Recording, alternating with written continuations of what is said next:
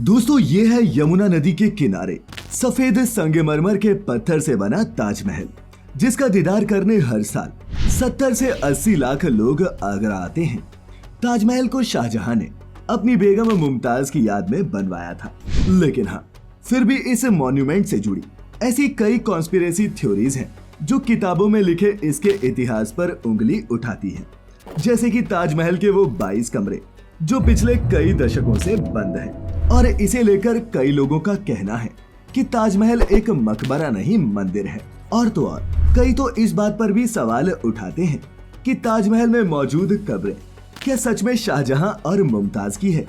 तो दोस्तों आखिर क्या है ताजमहल से जुड़ी इन कॉन्स्पिरेसी थ्योरीज का सच, चलिए जानते हैं आज की इस वीडियो में।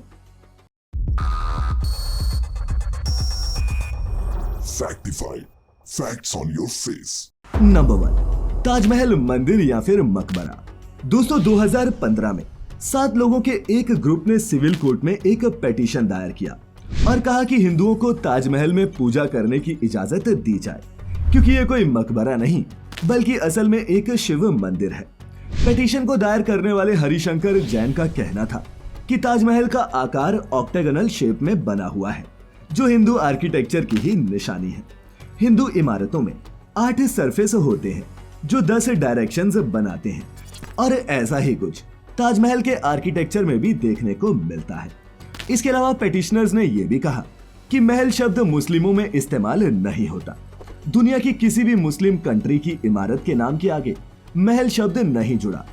और जहां तक बात रही कि इसे ये नाम मुमताज महल के नाम पर दिया गया है, तो ऐसा भी नहीं हो सकता, क्योंकि मुमताज का असली नाम मुमताज उल जमानी था, मुमताज महल नहीं। वहीं ASI यानी कि आर्कियोलॉजिकल सर्वे ऑफ इंडिया की बात माने तो इन बातों में कोई सच्चाई नहीं है।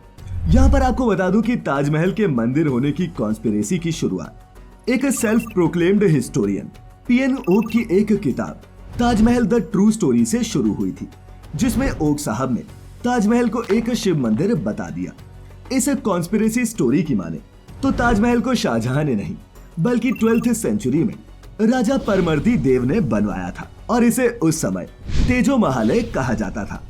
अब अगर इतिहास पर नजर डालें तो ये भी सच है कि जिस जगह पर ताजमहल को बनवाया गया वो जगह शाहजहां की नहीं बल्कि राजा मान सिंह की थी, जिनके बाद ये जमीन राजा जय सिंह को मिली, और शाहजहां ने जय सिंह से ही ये जमीन ताजमहल बनाने के लिए खरीदी थी। अब यहाँ पर पहले से कोई मंदिर या फिर महल था? आर्कियोलॉजिकल सर्वे ऑफ इंडिया को तो ऐसे कोई सबूत नहीं मिले। खैर, आपको क्या लगता है? नीचे कमेंट बॉक्स में अपनी राय भी जरूर लिखें। Number 2, Taj Mahal secret rooms. दोस्तों कुछ वक्त पहले एक नेता रजनीश सिंह ने इलाहाबाद कोर्ट में एक पिटीशन दायर किया कि ताजमहल के बंद 22 कमरों को खोला जाए।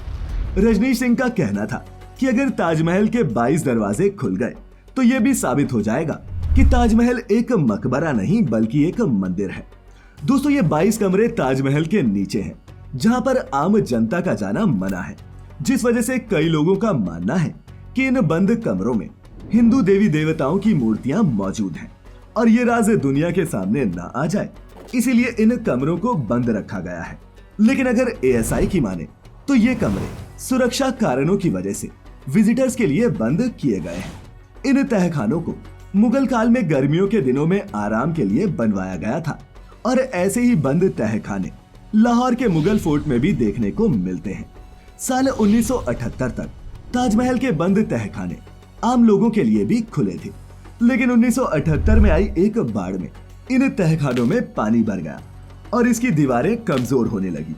ऐसे में इस मॉन्यूमेंट को बचाए रखने के लिए इसके सभी सेंसिटिव हिस्सों को सील कर दिया गया।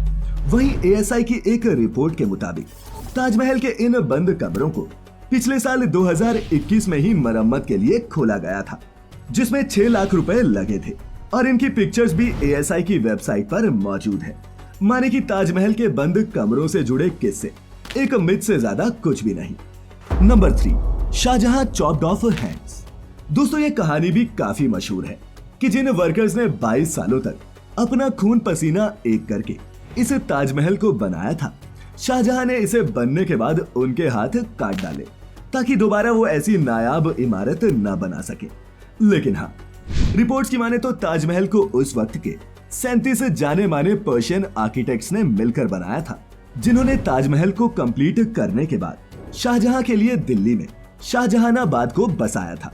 और ताजमहल के इन 37 आर्किटेक्ट्स में से एक उस्ताद अहमद लाहौरी ताजमहल को बनाने के बाद लाहौर लौट गए थे, जहां उन्होंने अपना कंस्ट्रक्शन का बिजनेस खोला और लाहौर में भी कई इमारतें बनाई।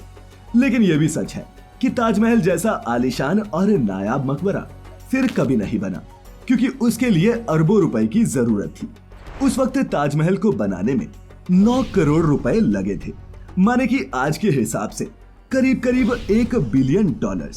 और दोस्तों, इसे बनाने में ही इतना पैसा खर्च हो गया कि मुगल सल्तनत दोबारा इतना आलीशान मकबरा बनाने का सोच भी नहीं पाई। Number 4, black Taj Mahal. दोस्तों, अगर आपने ताज से जुड़े किस्से कहानियां सुनी हैं, तो ब्लैक ताजमहल के बारे में भी जरूर सुना होगा। कई लोगों का मानना है कि शाहजहां ने ताजमहल के पूरा होने के बाद उसके ही सामने एक ब्लैक ताजमहल बनाने का फैसला लिया था, जिसमें वो अपनी कब्र भी बनवाना चाहते थे। इस काले ताजमहल के बारे में सबसे पहले फ्रेंच ट्रैवलर जीन बैप्टिस्ट ने दुनिया को बताया था, जो 1640 से 1655 के बीच भारत आए थे।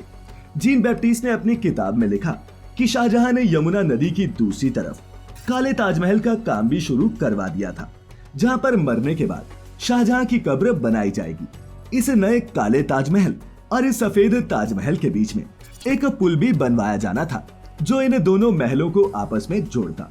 लेकिन काला ताज बन पाता उससे पहले ही औरंगजेब ने शाहजहां को बंदी बना लिया और खुद सत्ता पर बैठ गया। औरंगजेब के गद्दी पर बैठने के बाद इस काले ताज का काम रोक दिया गया और शाहजहां के मरने के बाद उनकी कब्र भी सफेद ताजमहल में मुमताज के साथ ही बना दी गई।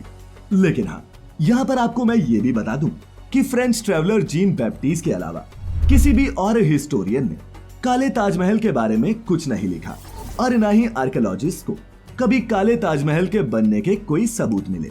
Number 5, real grave of Mumtaz. दोस्तों, मुमताज की मौत 1631 में अपने 14वें बच्चे को जन्म देते हुए हुई थी और उस वक्त तक ताजमहल बनना शुरू भी नहीं हुआ था। इसीलिए मुमताज की कब्र बुरहानपुर में बनाई गई और 12 साल बाद माने कि 1643 में जब ताजमहल काफी हद तक तैयार हो चुका था, तब मुमताज के शरीर को बंद ताबूत में बुरहानपुर से आगरा लाया गया। लेकिन कई कहानियों की माने तो मुमताज की कब्र को कभी आगरा लाया ही नहीं गया। माना जाता है कि ताजमहल के बनने तक मुमताज का शरीर पूरी तरह से गल चुका था, इसीलिए उनकी असली कब्र को बुरहानपुर से नहीं लाया गया और दुनिया को दिखाने के लिए एक नकली ताबूत लाकर ताजमहल में रख दिया गया।